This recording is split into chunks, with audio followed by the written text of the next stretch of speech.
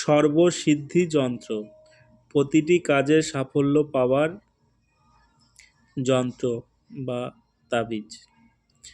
যন্ত্রটি সন্ধ্যাকালে, যে কোনো দিন সন্ধ্যাকালে ডালিমের রস এবং ডালিমের কলমের সাহায্যে ভূর্জপত্রের ওপরে যন্ত্রটি লিখবেন। যন্ত্রটি দেখুন, যন্ত্রটি লেখার পরে গন্ধ, পুষ্প, ধূপ দিয়ে যন্ত্রটি পূজা করবেন পঞ্চোপচারে। পূজা করার পর সোনা অথবা রূপার তাবিজে ভরে যন্ত্রটি গলায় বা বাহুতে ধারণ করবেন। একটি সাদা সুতো দিয়ে ধারণ করবেন।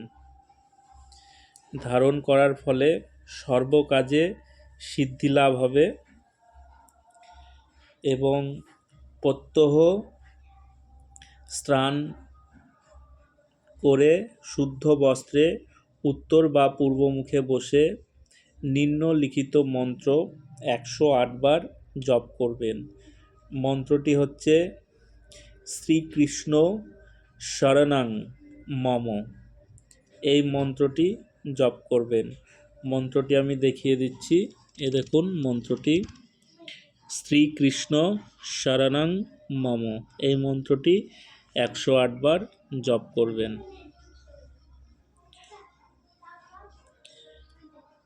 দেখবেন অল্প সময়ের মধ্যে আপনারা সর্বকাজে সিদ্ধি লাভ করবেন এবং প্রতিটি কাজ আপনাদের ভালো মতো হবে। কোনো কাজে বাধা যেগুলো আসছিল কাজে, সেসব বাধাগুলো আসবে না।